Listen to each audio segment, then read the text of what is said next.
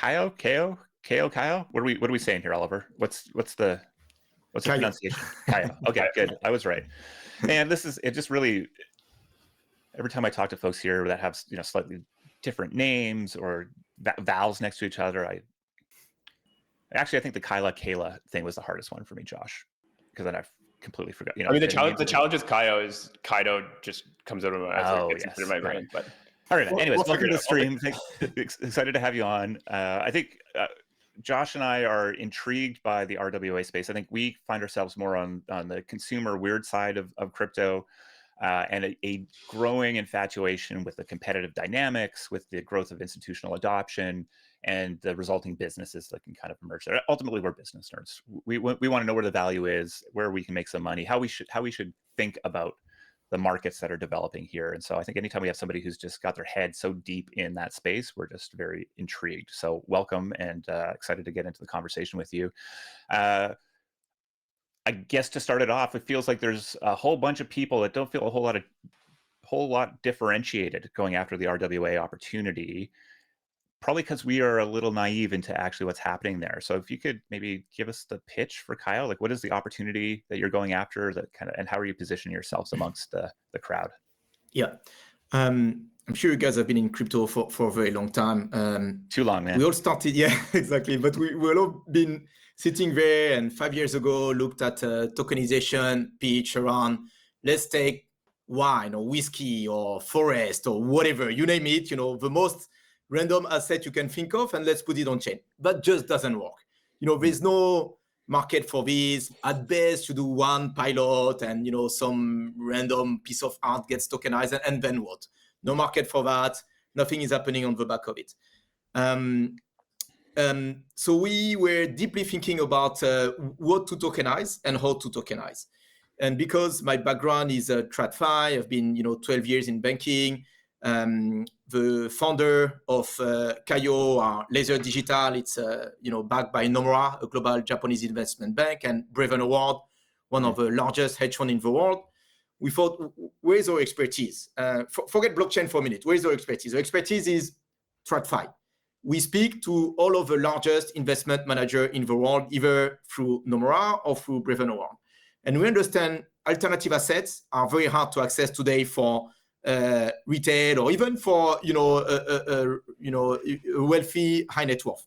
When you think about accessing a top hedge fund, a top private credit fund, what do you need? Today you need your private banker at UBS with $5 million on the bank account, and maybe if you're lucky, you get access to the hedge fund, and let's keep the fees and all of the complexity associated to that.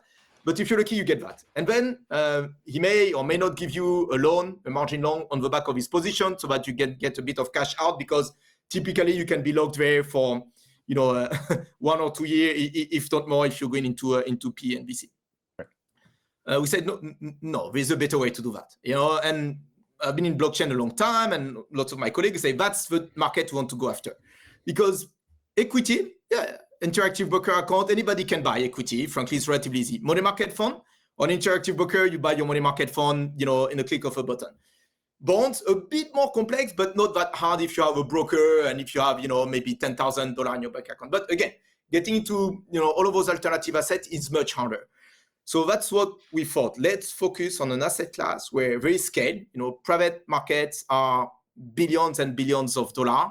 In terms of scale, we could work on tokenizing one fund a day for the next decade, and we'll still be adding new strategies there. So there's a very deep supply of kind of a high quality asset that we can tokenize. And then it's hard to access.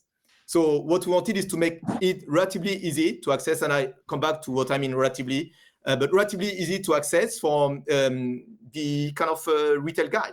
And those funds are not necessarily for everybody. If you're a crypto degen and you want 50% yield and 10x return, forget. We're not here to solve that problem. We're offering high quality, decade-old TradFi funds that are hard to access, but put that on Ethereum, on Solana, on Hedera, and we have 10 chains that we integrated on. So that's the pitch, and okay. We come with that background, that DNA. We know how to do that. We know who to speak to do that. So yeah, that's who we are.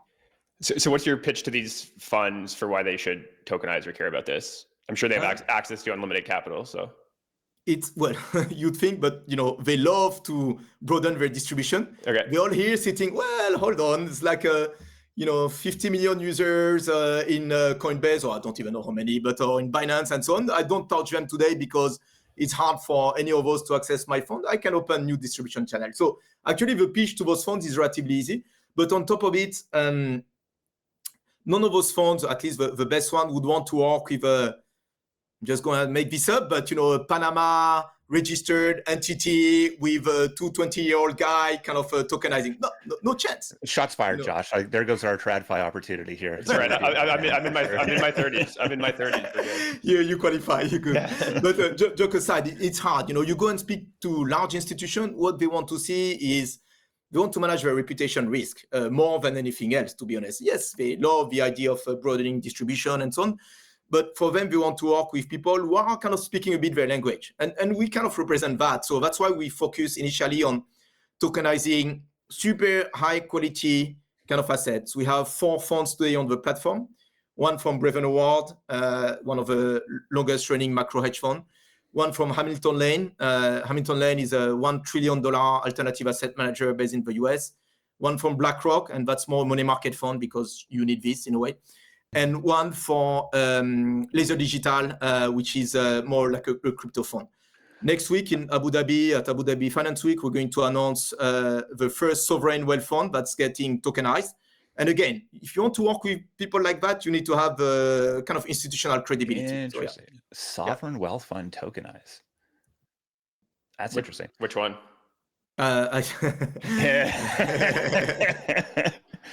We take our role here seriously and trying to pull alpha, make people say things they regret later. Okay, so let me just zoom out here a little bit because I think this is interesting. You have you're bringing funds that most people were structurally locked out of because they probably just don't have enough money to invest. So I get that. But I'm assuming that there is some sort of accreditation limitations here, right? So what is that segment? Like it's accredited investors who maybe are have less than $1 million. Like I'm curious how you sort of define the target market. Yeah, that's why. So initially, our goal is to open this to anybody in retail with a MetaMask. Yeah, to be clear. But you have to go step by step. If you go there straight away, I just think you don't get there. So you get right now you exactly later. Yeah, exactly. So you start with exactly as you say, accredited investors. So we onboard our investors. They have to go through an onboarding process. We take the passport and all of that stuff we have to do, and then you need to be accredited. So you need to demonstrate sufficient level of wealth. It varies by jurisdiction, but then the minimum investment is $10K in any of our funds. So you don't need to then come in with $1 million, but $10K is it's not small, but it's not necessarily big either. Okay. So 10K is the minimum. You need to be accredited. But the goal for us, and we're hoping to get there early next year, is more of a retail product. It won't be a direct access to any of those funds. It will be more of an index. Like we'll create a package, and that package will have an exposure to some of those funds. And the first one we'll launch is a cash with a K that will provide you yield from some of the funds that we have tokenized. So it will be real world credit tokenized by Hamilton Lane. It will be a bit of money market fund, so more like treasury. And then some crypto yield, that Laser Digital is running as a strategy. I want to come back to what actually shifts that allows you to go do that. But can help me understand the business here? Like how are you making money from these products? Yeah.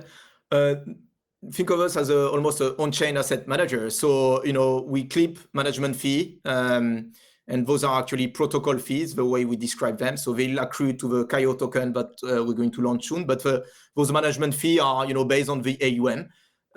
We don't take transaction fee, we don't take secondary fee, but we have the possibility to turn that on at some point. But today it's a management fee. And what is the management fee? How much? It varies on the complexity of the funds. I would say blended, we in the 50 to 60 basis point right now. We had to offer a bunch of rebates to the first.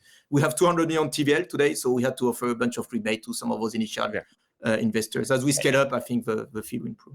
And I think you had mentioned you're supporting 10 chains. Help me understand the strategy and the value that you get from that sort of distribution. Yeah. Why is it important to go to those different places? We thought a lot about that. Are we, single ecosystem and, or are we trying to broaden as much as possible? No, we thought about, when we go and pitch to those investment managers, they don't know. Is it Ethereum? Is it Solana? Is it Polygon? They frankly don't know. It's not very role to know. So what we want to offer them is the ability to have, the choice almost. And so for us, we build on Ethereum first, and then we have built those Kaio gateways, which are bridged in a way where we then bridge into other chains. The benefit that it allows us to bring to the manager we tokenize is to say, look, let's say making this up, but you're a big investment manager and you want to announce something with, I don't know, Solana, or Solana wants to announce something with you. And it's very easy for us to say, we'll take your fund and put it on Solana. But if it's actually Hedera who says, no, sorry, I want this one, then we have this flexibility. Okay, so hold on. This is interesting. So the idea is that the funds themselves want a good news item to be associated with an emerging chain for some reason. Maybe sometimes the opposite. Yeah, sometimes the opposite. Sometimes the chain wants to be associated to a fund. So next week when we announce with this big sovereign wealth fund, we had decent, actually quite good demand from some of the layer one who definitely wants to be associated to that name. So you're a marketing company. I love it. This is fascinating. Okay.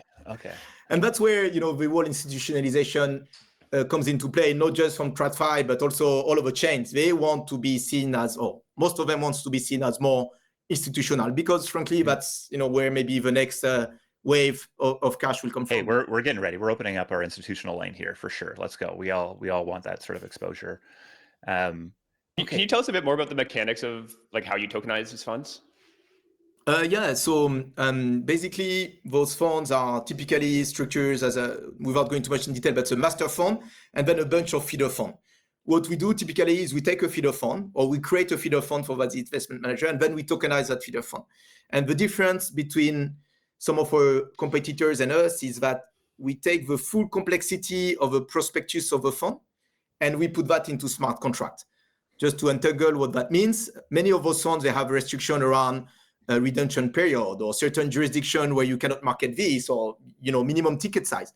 We are able to put all of that into the smart contract, which allows them ultimately to have everything checked on chain. Some of our competitors, they tokenize the fund, but all of the logic of a prospectus reside off chain in a database. So then more complex if you want to enable DeFi composability, if you need to check then that a certain investor meets certain criteria, it doesn't work. Here for us, it's you tap into the smart contract, you check that that investor is qualified or is authorized, and then you can open up the tape. So that's basically how we do it. And like I say, Ethereum first, and then the bridge is 2 to 5 weeks for us to bridge onto a new chain. What is it that needs to change, or that you think will change, that will allow you to offer more retail exposure here?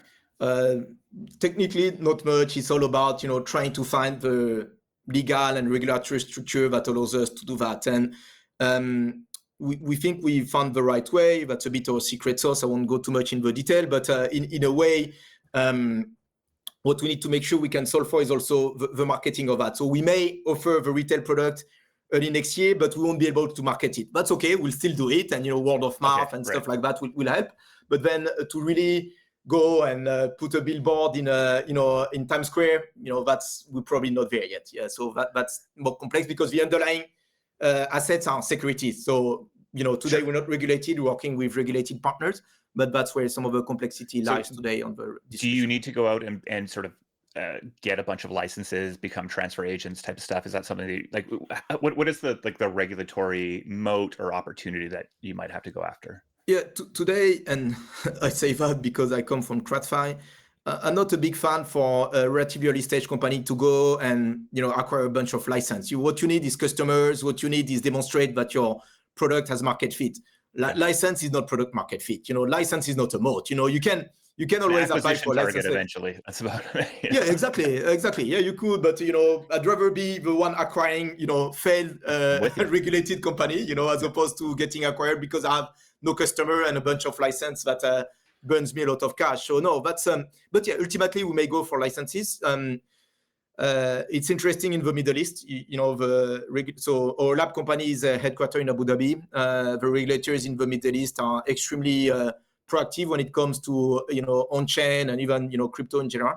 Obviously, US is catching up very, very quickly, and I think what we'll have to think through is Middle East or US. Those are probably the natural jurisdiction. So are you mostly global? Like, are most of your buyers global participants outside of global offshore, I would say, but the UBO may sit anywhere. Yeah, frankly. Yeah. Sure. Yeah. But I think that's interesting from like I'm intrigued, as I said at the start here, about the competitive dynamics that exist here, because I think I think there's sort of like this infrastructure play, which is like, we're going to go build the back end that's going to allow anybody to come and do this. It sounds like you guys are taking more of like a curated product approach. You probably still have to go build that back end, but the belief is that there's these brand name funds or funds that we can go create, and that owning the distribution of that and the customer relationship of that is actually the way that you capture the most value. Yeah, and exactly right. And I'll just make a caveat: the distribution we may not try to build ourselves. We would like to work with,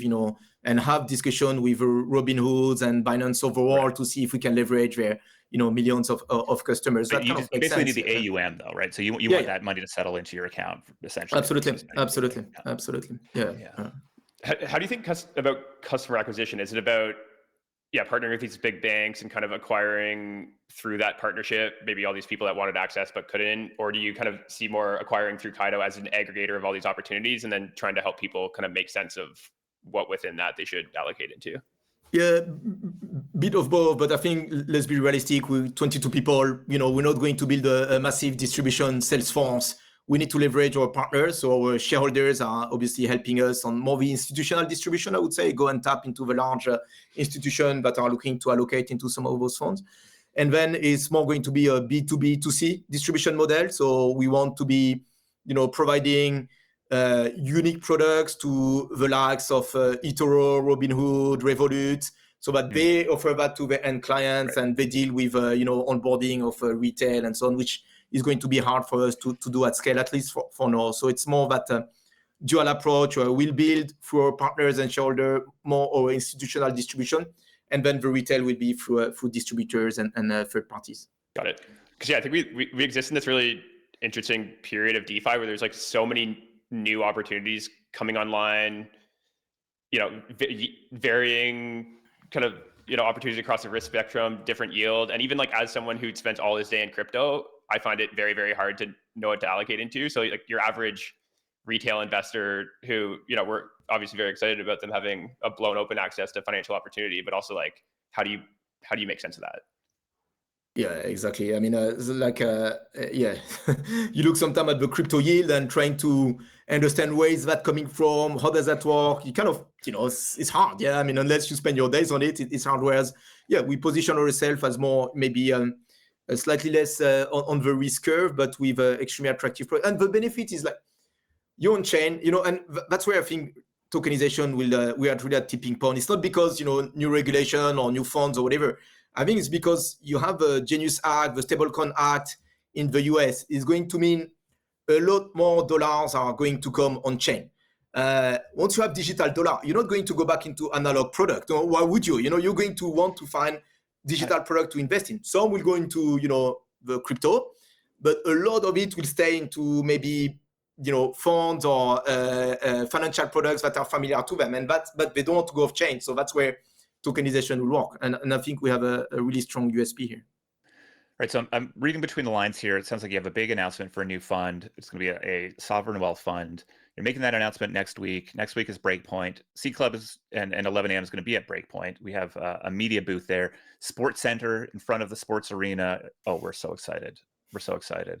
But I'm curious. I'm curious why announce at Breakpoint or in Abu Dhabi. I'm assuming this is going to be done on Solana. So why Solana? I'm curious how you sort of look at actually, we don't have to work with Solana. Very, very close partners and friends of us.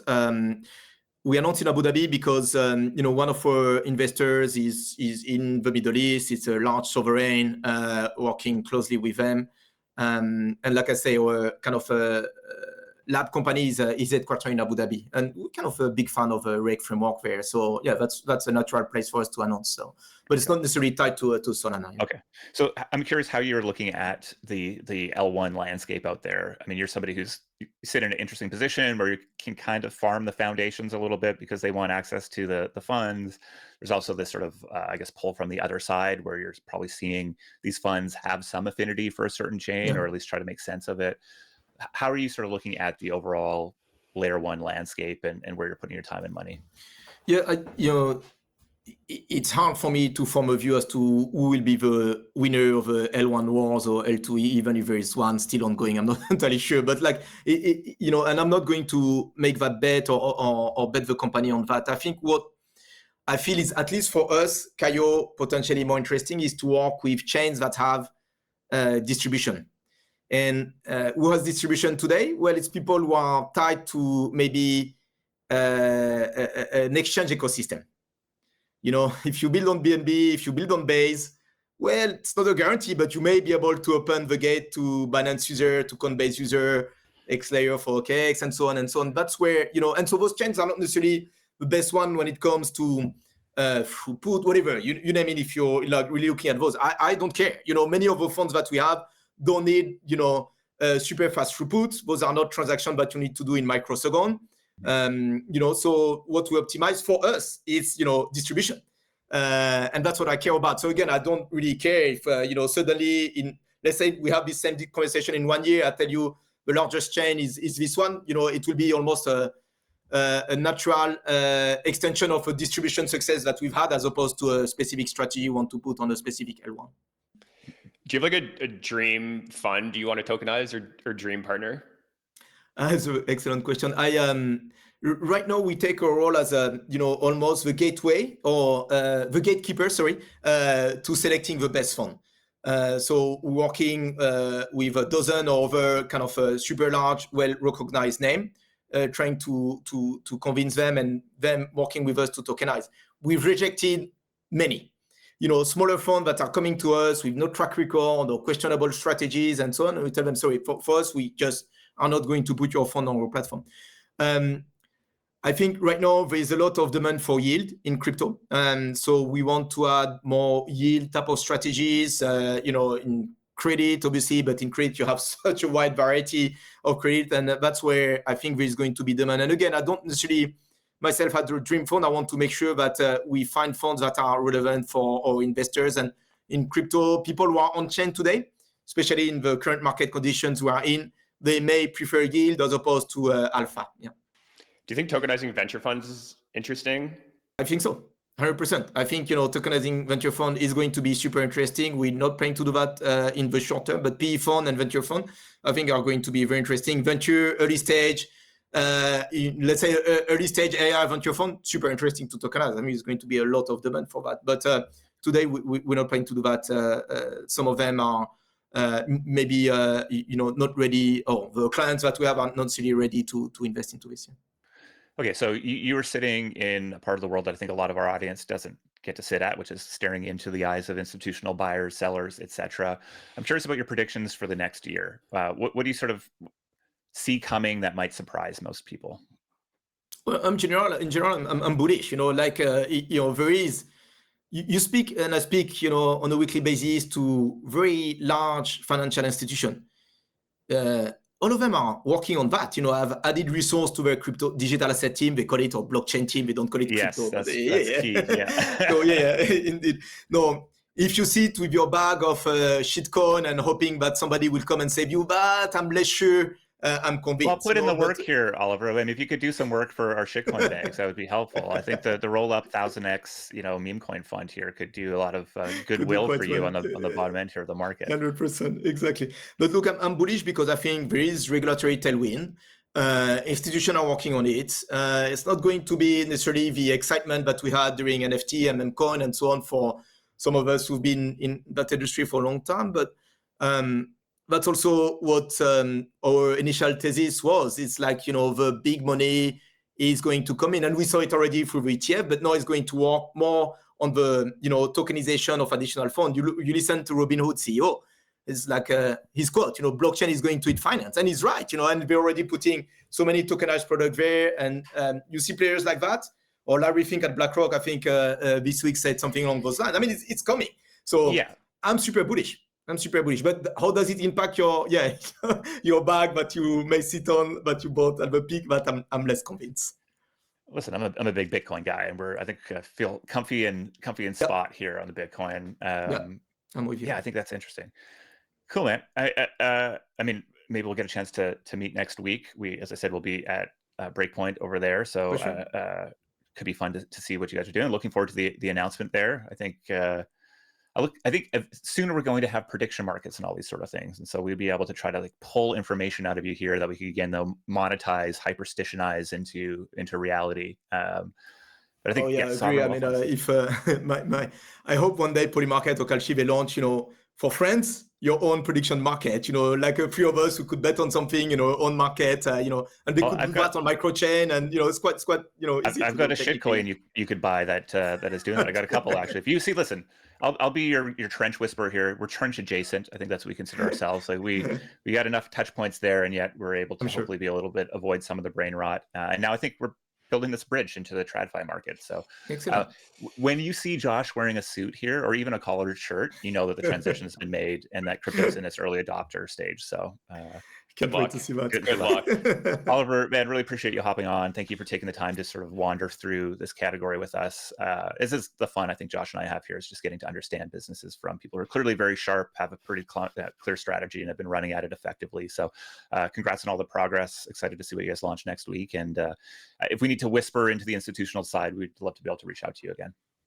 Absolutely. Thank you guys for having me. Thank you. Peace, man.